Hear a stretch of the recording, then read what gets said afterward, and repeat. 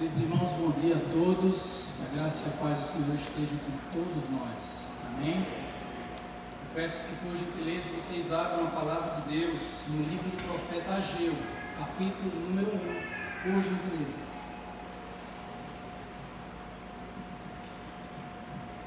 Ageu, capítulo número 1, nós vamos fazer a leitura breve do versículo de número 7 e então prosseguir com o nosso sermão.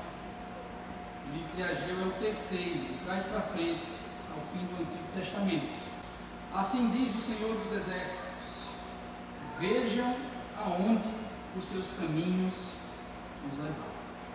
Senhor, nós nos entregamos a Ti mais uma vez, pedindo a Tua misericórdia, a fim de que nós possamos meditar, ó Pai, em temas profundos, relevantes, de acordo com a Tua palavra. A assistência do Teu Espírito é crucial. Nós sabemos que nós dependemos de Ti para a aplicação correta, ó Deus, daquilo que o Senhor quer nos ensinar.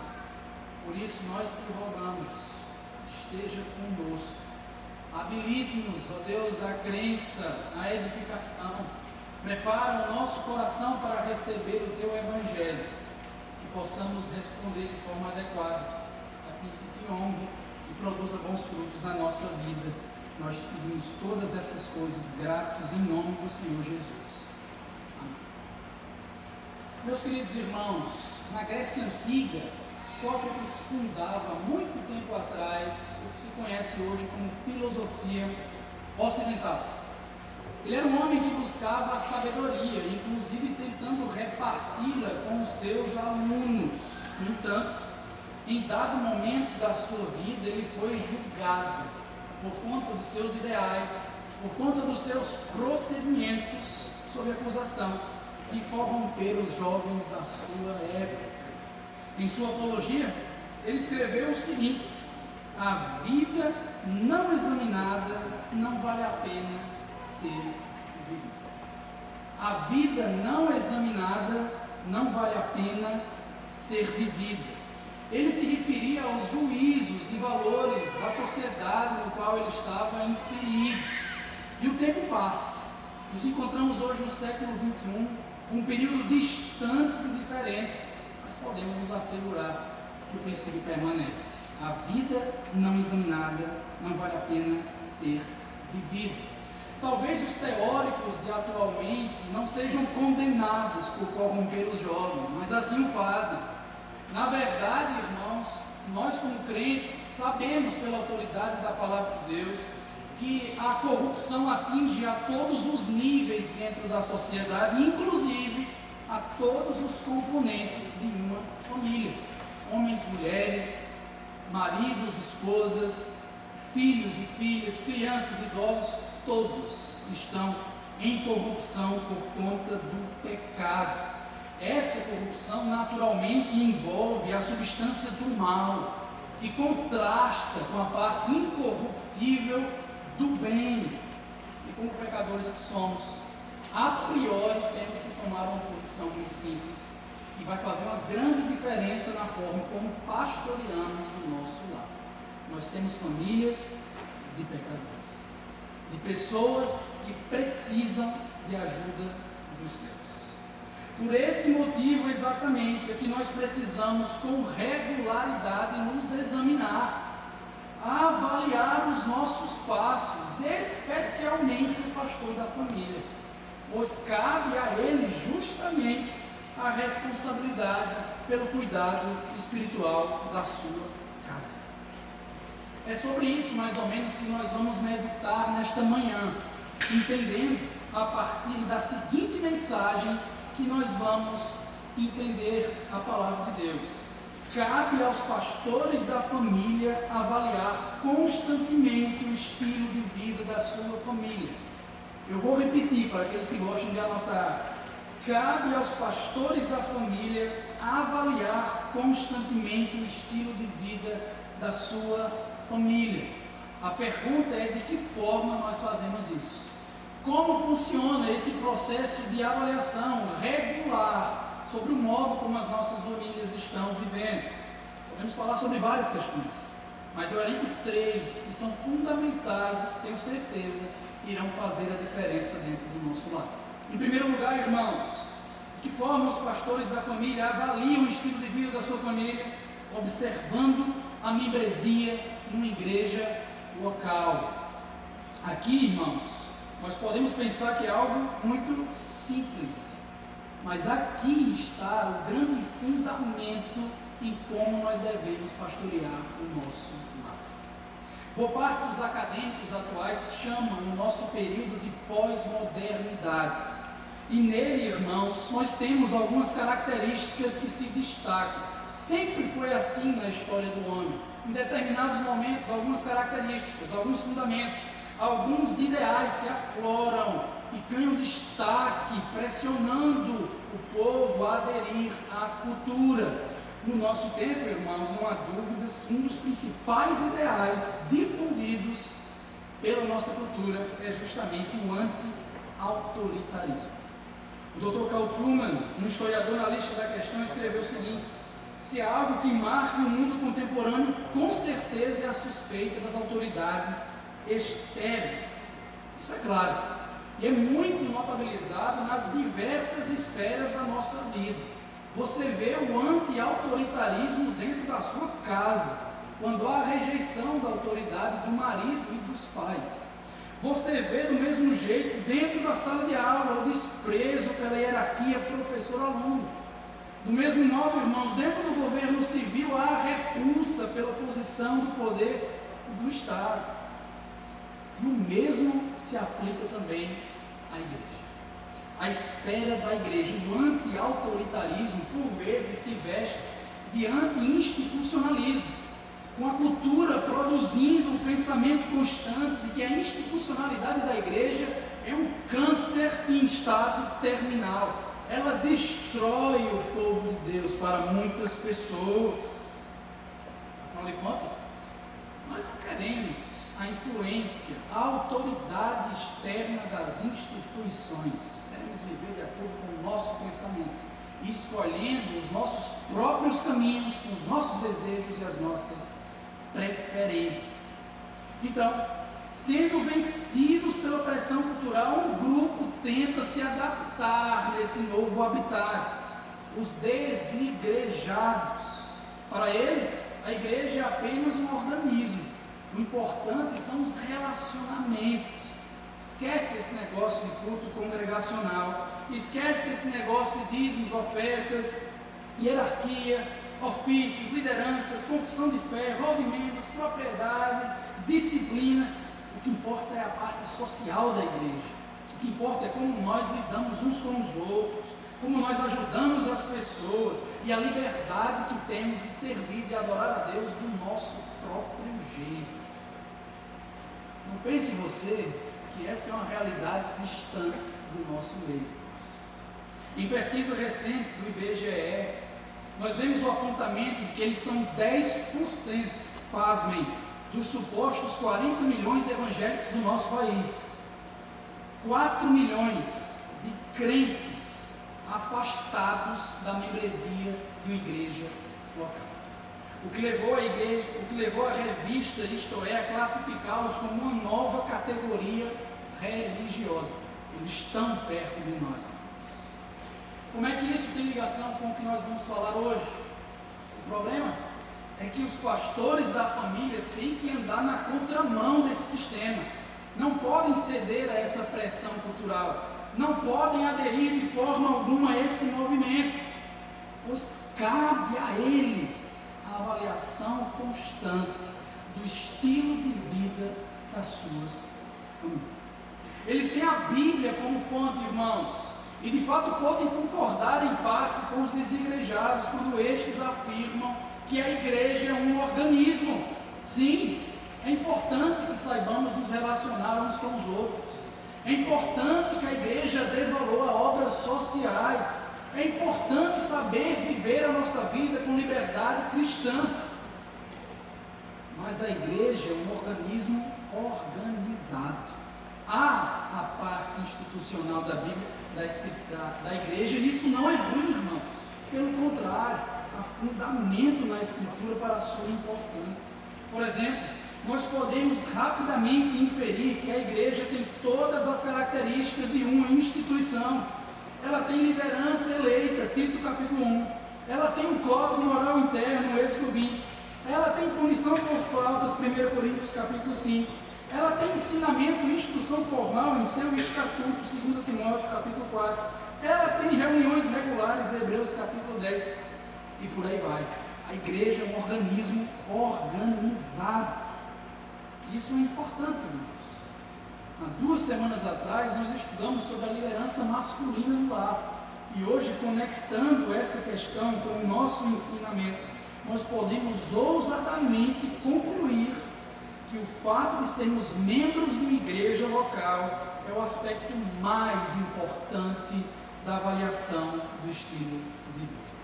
Se não ficou claro, deixa eu colocar da seguinte forma: o pastor da família deve fazer tudo o que estiver ao seu alcance, de acordo com a vontade de Deus, para que ele e sua família sejam membros saudáveis de uma igreja saudável.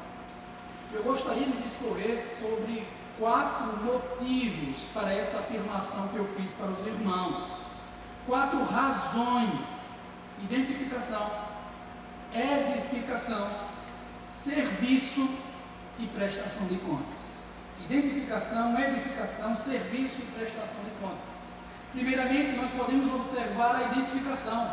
Eu peço que você migre aí a palavra de Deus para Mateus capítulo 28, verso 19, um texto extremamente conhecido, mas que precisa de um detalhe de compreensão acerca da membresia em uma igreja.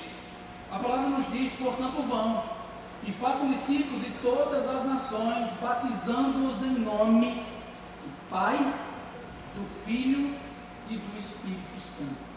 Perceba, o texto nos ensina que aqueles que foram convertidos pela pregação do ide, do indo, do vão, como diz a nossa tradução, devem ser batizados.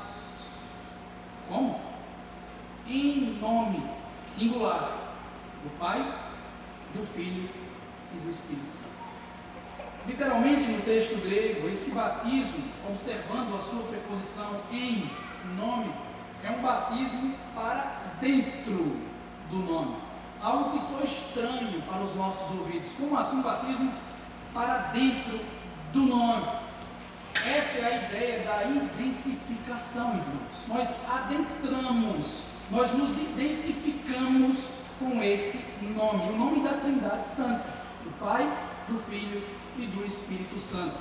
Ao sermos batizados, portanto, nós nos identificamos com outros cristãos que confessam o mesmo nome, a mesma Trindade, e isso dentro de um corpo organizado, não é à toa. E a partir de então vocês vão ver conceitos muito claros, especialmente em Atos dos Apóstolos, com aqueles, a respeito daqueles que estão dentro e aqueles que estão fora desse corpo organizado. É nesse contexto, irmãos, que nós devemos criar as nossas famílias, porque nós nos identificamos uns com os outros. Nós temos as nossas famílias, nós devemos pastorear as nossas famílias. Nós temos uma família maior. Aqui reunimos todas as famílias do povo de Deus.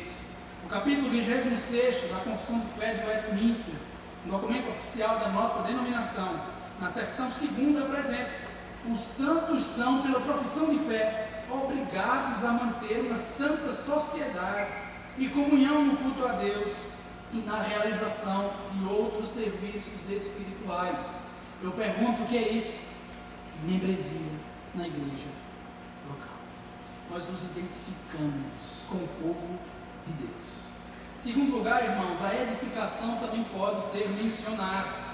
Ao garantir agora o comprometimento da nossa família com uma igreja local, nós agora os atraímos para serem abençoados, edificados pelo Senhor.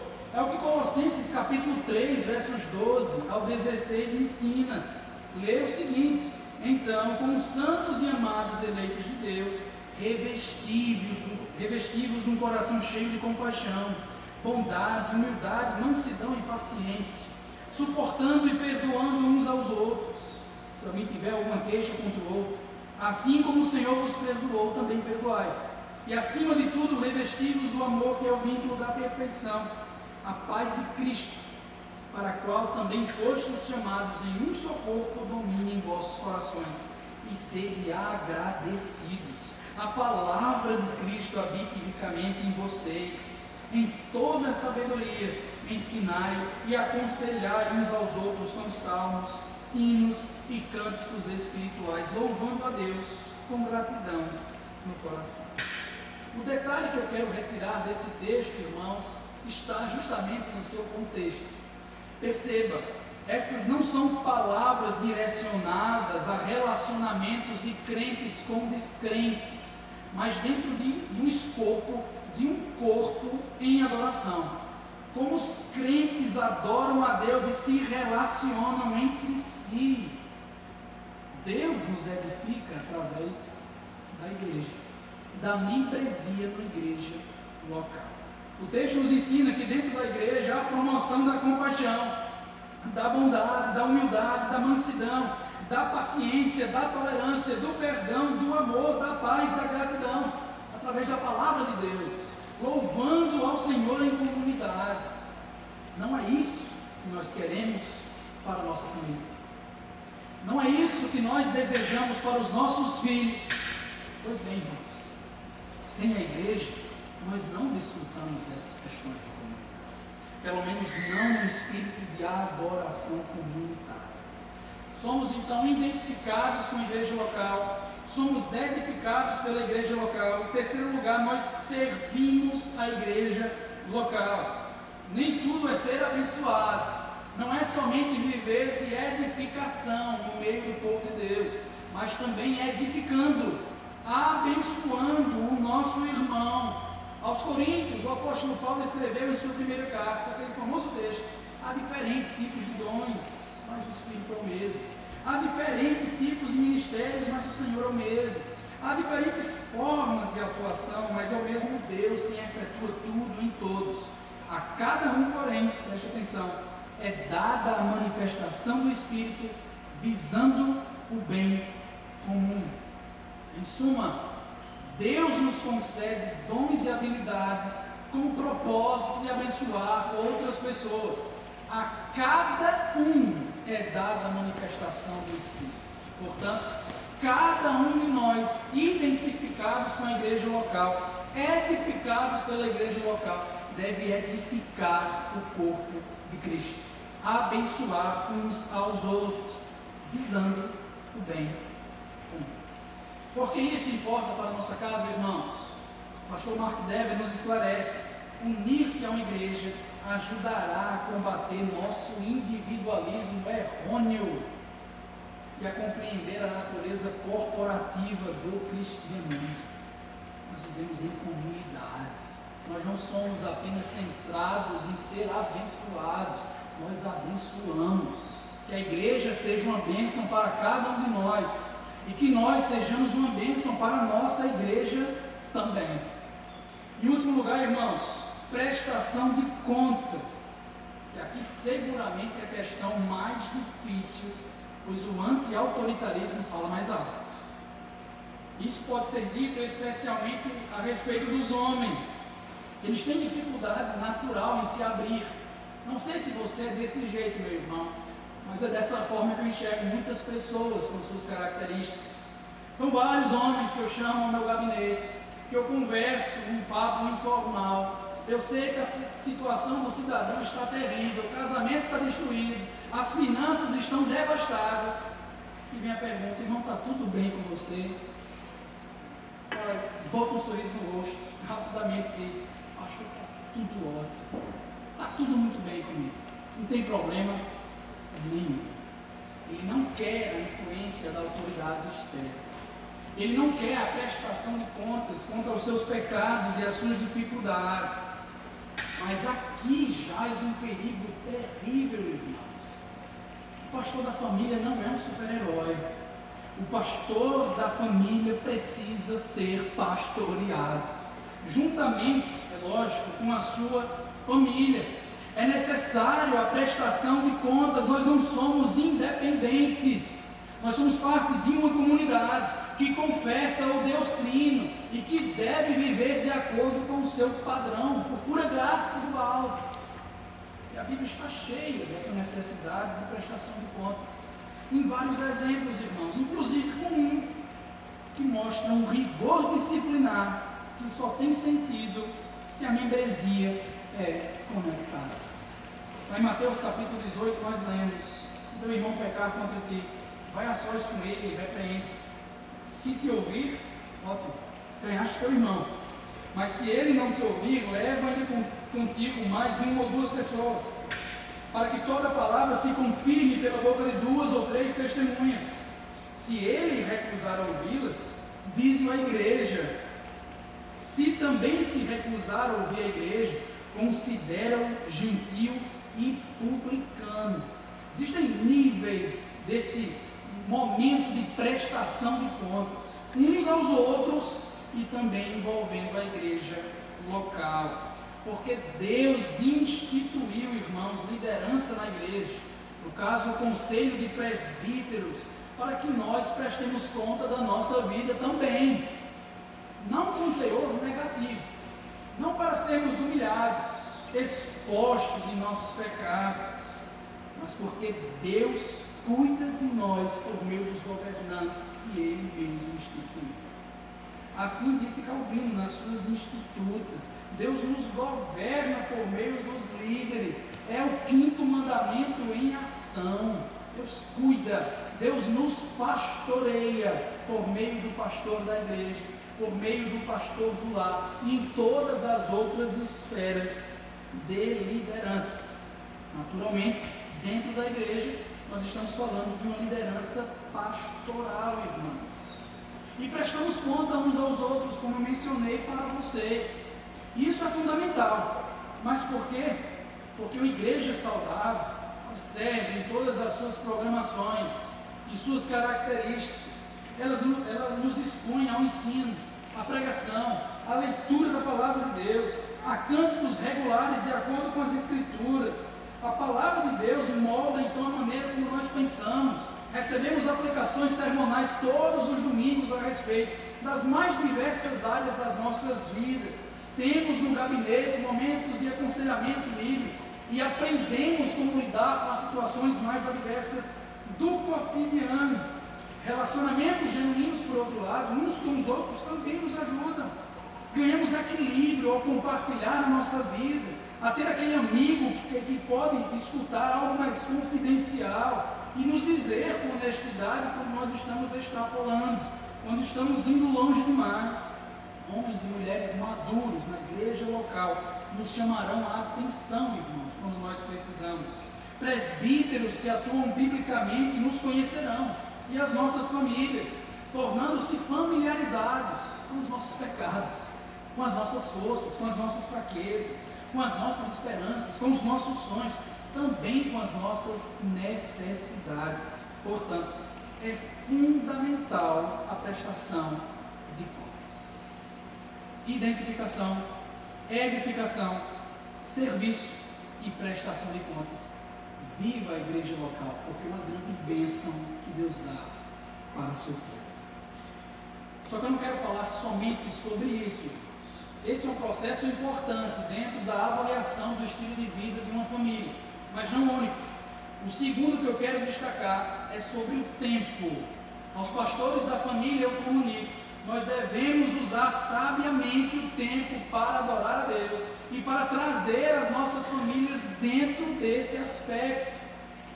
Esse, eu sei, é um dos calcanhares de Aquiles do nosso dia, especialmente dos pastores da família, muitos dos quais viciados no trabalho, que não negociam o seu tempo, extremamente metódicos no seu modo de viver, se ocupando com diversas coisas que não deveriam estar no topo da lista de prioridades. Porém, é mistério entender que Deus espera, irmãos, que preenchamos o tempo com sabedoria, de acordo com as suas orientações, de acordo com as suas prioridades, para o nosso próprio bem e para a glória do seu nome. Para tanto, irmãos, eu gostaria que vocês abrissem em Êxodo capítulo 20. 8 ao 11, nós vamos falar um pouco sobre o dia do Senhor, que está contido em forma do decálogo desse texto sagrado. Êxodo capítulo 20, versos 8 ao 11. O primeiro deles nos diz: lembra-te do dia de sábado para santificar. O preceito é claro: lembra-te. O objetivo, irmãos, do mesmo modo, para santificá-lo. O motivo, versículo de número 11: pois em 6 dias o Senhor fez os céus e a terra, o mar e tudo o que neles existe, mas no 7º dia descansou. Portanto, o Senhor abençoou o 7º dia e o santificou. Este é o 4º mandamento do decálogo. É lógico que eu não quero gastar todo o meu tempo aqui, irmãos. Nós estamos falando sobre o tempo, em como usar sabiamente o tempo que Deus nos deu. Mas eu tenho que partir para esse texto. Afinal de contas, ele nos ensina a disciplina dentro de um aspecto fundamental, se não o mais importante da nossa vida: administrá-lo para a glória do nosso Deus. Sem querer me alongar muito, irmãos, com esse texto, eu preciso comunicar a vocês, a título de informação, que o conteúdo fundamental do estatuto envolve o tempo. E aqui, meus irmãos, de forma simples, há o ensinamento de que o ser humano deve descansar, do mesmo modo como Deus descansou. Como foi que Deus descansou? Gênesis capítulo 2, versículo 2. Moisés escreveu que após os 6 dias de trabalho criativo, o Senhor descansou. Mas ele não fez isso porque estava cansado. Deus não fez isso por exaustidão. Pelo contrário, Deus não se cansa. Deus olhou para a obra de suas mãos. Ele viu a completude das suas realizações. Disse: é muito bom. Ele se deleitou com aquilo que ele fez, com o resultado completo. Portanto, dessa forma, nós podemos inferir um princípio importante para nós também. Descansar não é estar cansado e relaxar, segundo as Escrituras Sagradas. Pelo menos não de acordo com o dia do Senhor, gente. O termo descansar vem do verbo hebraico Shabbat, traduzido para nós depois como sábado. Esse termo significa literalmente cessar. Veja, Deus não simplesmente descansou no sentido de cansaço. Deus cessou, parou o seu trabalho em um dia da semana, o abençoando e o deixando como um exemplo para também o seu povo, designando esse momento, santificando esse momento para ele. Esse é o seu sábado. Entendendo tudo isso, o pastor da família deve ter este dia em alta estima. Afinal de contas, ele também deve trabalhar durante a semana. Ele deve produzir algo criativo da sua parte. Mas no domingo, o dia do Senhor, após a ressurreição de Cristo, ele cessa as suas atividades. Ele para, ele descansa nesse sentido. Não por causa do cansaço, não simplesmente porque precisa relaxar, mas para deleitar-se no Senhor por tudo aquilo que foi possível. Ele olha para os seus 6 dias de trabalho e, à semelhança de Deus, disse: foi muito bom, Deus me deu graça, eu consegui produzir o suficiente de acordo com a vontade de Deus, e agora eu separo esse momento para adorar o Deus do trabalho, o Deus que não para de trabalhar, mas me ensina como descansar. É aqui, irmãos, que nós precisamos adentrar como pastores da família. Nós entramos em ação justamente aqui, porque esse dia que deve ser santificado não pode ser vivido de qualquer modo. Um teólogo bíblico chamado Gerhardus Voss detalha o ponto, e preste atenção: o 4º mandamento, diz ele é dirigido aos chefes das instituições que Deus criou, como casamento, família, trabalho, governo civil. Você percebeu que está no versículo de número 10 desse texto, que eu pulei? Nesse dia não farás trabalho algum, nem tu, a quem está sendo dirigida diretamente a palavra, nem teus filhos ou filhas, nem teus servos ou servas, nem teus animais, nem os estrangeiros que morarem em tuas cidades. Se não ficou claro, em outras palavras, Deus coloca sobre os pastores da família a responsabilidade, a incumbência específica de gerir bem o tempo da sua casa, especialmente o contexto da adoração ao Senhor no seu dia.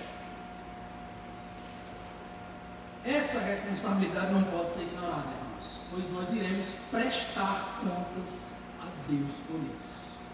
Ao pecar lá no Éden, Deus procurou Adão e não Eva, porque ele era o representante pactual. Da mesma forma, ele fará também conosco. Precisamos compreender, então, que organizar o nosso tempo, especialmente na lembrança do Shabat, é lembrar do próprio Deus. E devemos celebrar isso não de qualquer forma. Eu brinco com a minha esposa dizendo que lembrar-se do sábado é como se lembrar do aniversário de casamento da gente. Não basta dizer, oh sim, é o nosso aniversário de casamento, estou lembrado. Precisa haver um jantar, precisam haver flores, talvez algumas joias, um momento romântico a dois, é algo especial. Do mesmo modo, irmãos, nós nos lembramos do sábado usando essa estrutura de pensamento e aquilo que a palavra de Deus nos coloca para a ação, como provas da nossa mostra do amor que temos ao Senhor de forma especial. Isso é santificar o sábado, é separá-lo dos demais, é adorar a Deus do jeito que Ele quer. Isso é honrá-lo, isso é amá-lo. Isso é organizar o nosso tempo, é amar a nossa família, é pastorear também a cada um dos nossos. Mas cuidado, muito cuidado para não achar que a coisa mais importante do mundo somente é o Shabat. Não é incomum nós observarmos pessoas sonegando impostos, desviando verba, sendo preguiçosos no expediente, ou fazendo qualquer tipo de coisa errada no tempo semanal, para chegar no domingo, dia do Senhor, achando que está consagrado a Deus naquele momento e ponto final. Esse é o importante, não o que eu faço durante a minha semana. Nós não podemos departamentalizar, irmãos, a vida, o que deve ser dado a Deus e o que não deve. C.S. Lewis é perfeito quando disse que Deus não quer algo de nós, Ele simplesmente nos quer na integralidade da nossa vida, o que inclui, logicamente, isso. Além da necessidade do culto congregacional, irmãos, o pastor da família também precisa enfocar o tempo semanal que tem com os seus familiares.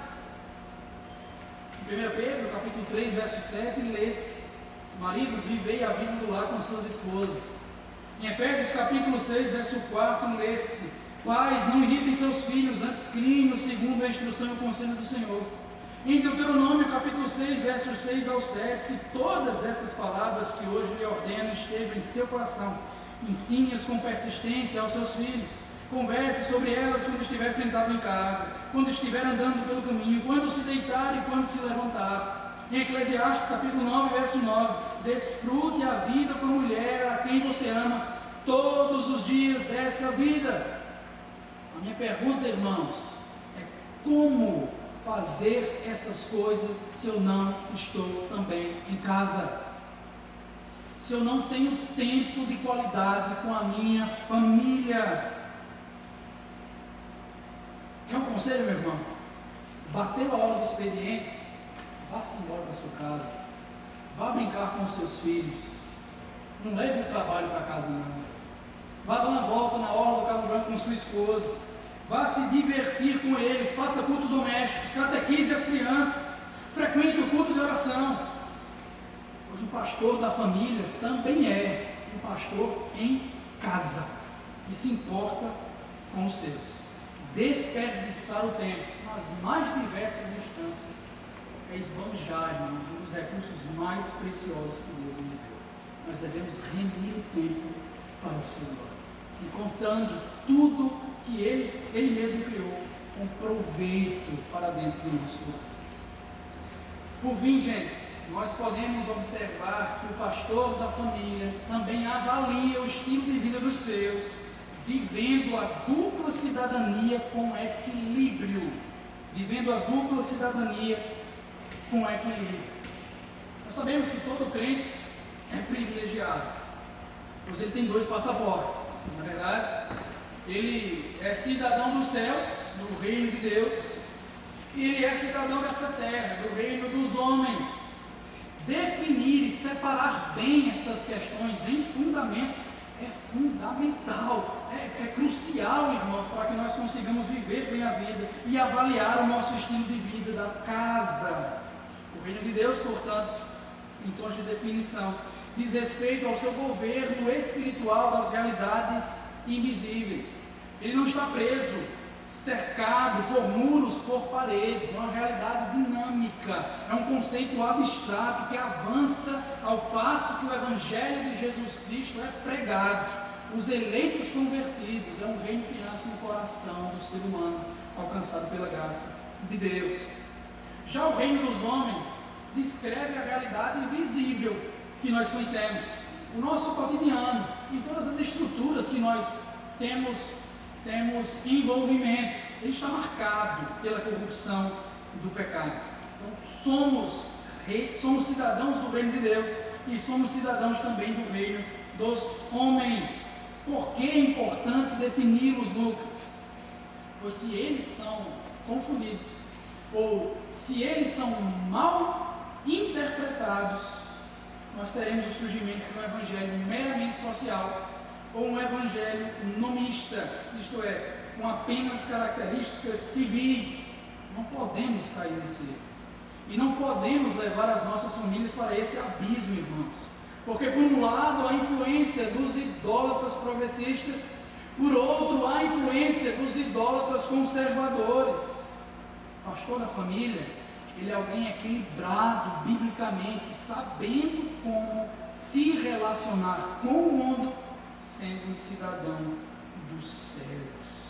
Como um crente vive no mundo.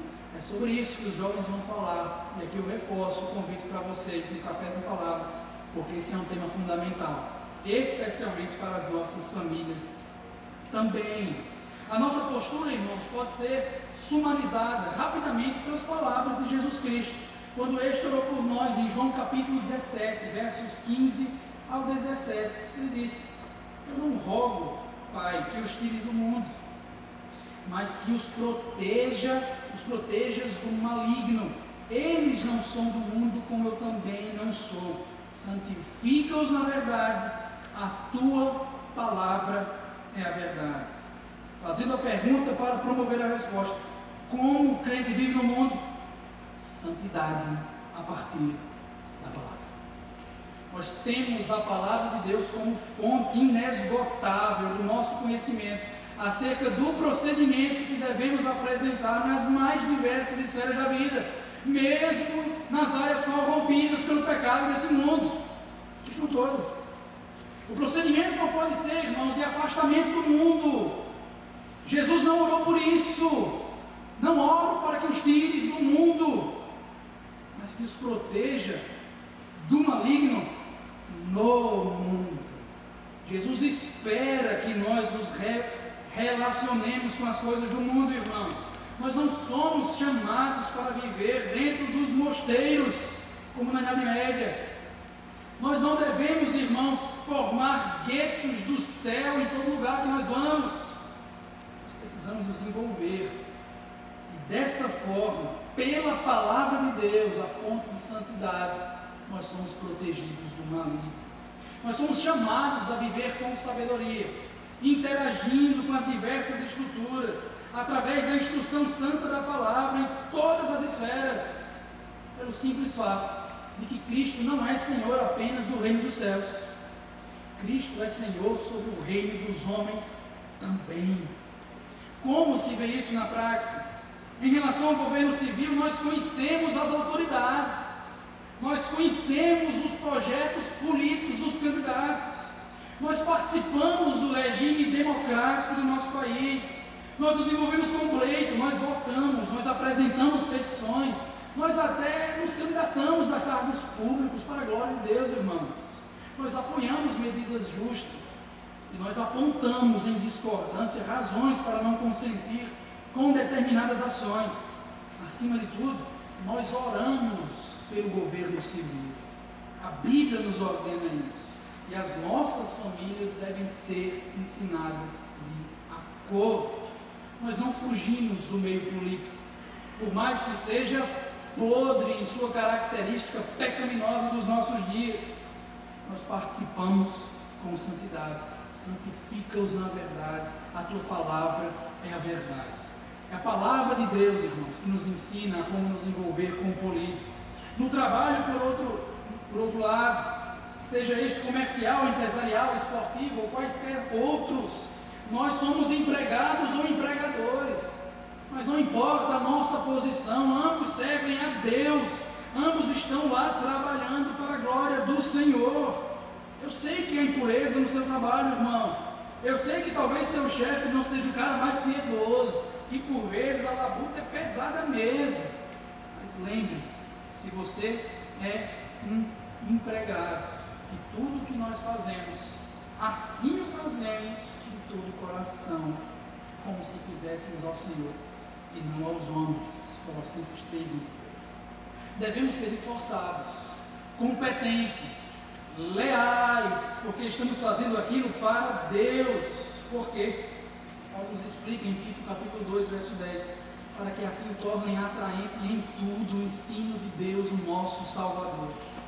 Semelhantemente, os empregadores também devem honrar a Deus, não devem abusar da sua estrutura de liderança, mas devem ser servos do Senhor, como o próprio Paulo em Colossenses 4 disse: senhores, deem a seus servos o que é justo e direito, sabendo que vocês também têm um Senhor nos céus. Portanto, irmãos, dentro do meio político, dentro do trabalho, é que podemos gastar muito tempo com as outras estruturas, nós devemos honrar a Deus. Santifica-os na verdade, a tua palavra é a verdade. Não tem como não reproduzir a famosa frase do Abraham Kuyper, ex-primeiro-ministro da Holanda, quando ele disse que nenhum pedaço do nosso mundo deve ser hermeticamente selado do resto, e não há 1 centímetro quadrado em todo o domínio da existência humana sobre o qual Cristo, que é soberano sobre todos, não clame: é meu. Ele é Senhor, irmãos, do reino dos homens também. Então nós exercemos a nossa dupla cidadania nessa esperança. Estamos servindo a Cristo. A vida não examinada não vale a pena ser vivida. Assim disse há muito tempo atrás o filósofo Sócrates. E que tal nós gastarmos os nossos últimos momentos aqui, irmãos? Não na filosofia dele, certamente. Mas e se eu te disser que a palavra de Deus, de cabo a rabo, de Gênesis a Apocalipse, fala muito sobre isso. Apresenta as necessidades de avaliações regulares. Você acredita no que eu estou dizendo? Individuais e coletivas. A Adão Deus disse: visto que você deu ouvidos à sua mulher e comeu do fruto da árvore da qual eu lhe ordenara que não comesse, maldita é a terra por sua causa. Avalie o que você fez. É o resultado disso. Gênesis 3:17. Noé, conforme os escritos do Novo Testamento nos ensinam, era um pregador da justiça, que provavelmente convocou as pessoas ao arrependimento, ao exame das suas vidas diante da ira do Senhor que iria cair sobre eles. Depois da adoração por meio do bezerro de ouro, Moisés fez o mesmo, irmãos. Clamou ao povo: quem é pelo Senhor, fique ao meu lado, junte-se a mim. Êxodo 32, verso 26. Examinem-se. O rei Josias, ao renovar a aliança com Yahvé, redescobrindo o livro da lei, convocou o povo santo ao arrependimento. 2 Reis, capítulo 23. Neemias, na reorganização do governo em Jerusalém, exigiu do povo que mudassem as suas atitudes pecaminosas. Capítulo 9 e 10. O profeta Ageu, como nós lemos na nossa introdução, promovendo a reconstrução do templo, várias vezes exclamou: considerem, vejam aonde os seus caminhos os estão levando. Capítulo 1, verso 7, 2,15 e 2,18. João Batista, no Novo Testamento, dizia: arrependam-se, e o reino de Deus está próximo. Jesus dizia: arrependam-se e creiam nas boas novas.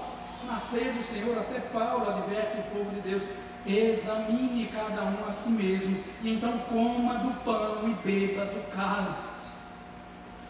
Não tem como deixar outra mensagem final para os irmãos que não essa: avaliem o estilo de vida das suas famílias.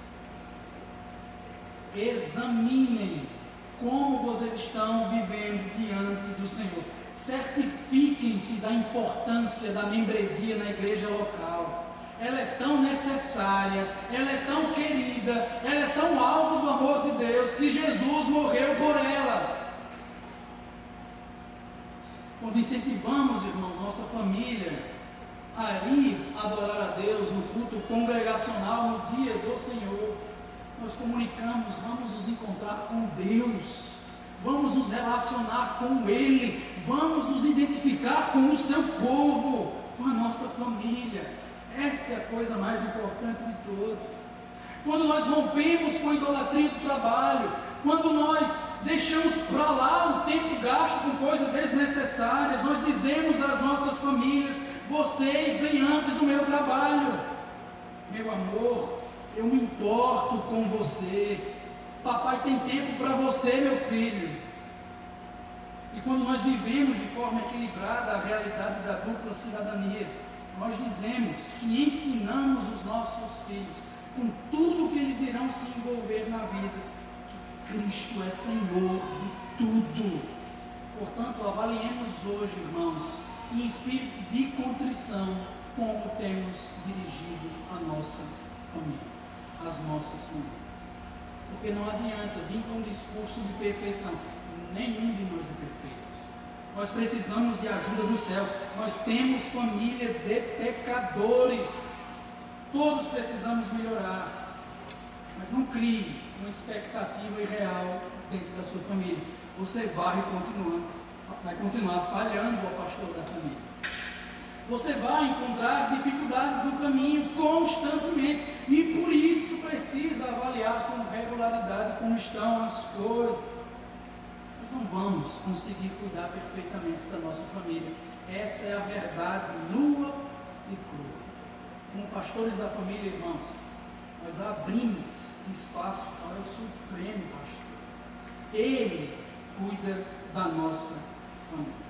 Nós colocamos as nossas esposas e os nossos filhos debaixo da sua proteção, pois Ele cuida da gente como seu povo, como cuida dos solteiros, dos órfãos e das viúvas. Em Cristo, Deus cuida de nós, irmãos, não só como um pastor que cuida das suas ovelhas. Cristo cuida de nós porque nós somos, irmãos, seu povo. Deus nos cuida, irmãos, porque somos seus filhos. E temos a certeza que Ele nos pastoreará até o fim, aos pastos verdejantes da glória. Ele nos trará a importância da regularidade dentro da igreja. Ele nos fará administrar bem os nossos tempos de acordo com a sua palavra. Ele irá nos ensinar e nos mover em direção ao envolvimento com esse mundo, irmãos, porque o Supremo Pastor cuida das nossas famílias. Avaliar, portanto, e aqui eu encerro, corretamente o estilo de vida da nossa família é refletir, examinar, avaliar se Cristo está presente como pastor da nossa casa. Oremos ao Senhor nesse instante, irmãos. Coloquemos a nossa vida diante dele. Feche os seus olhos, baixe as suas cabeças e orem ao Senhor.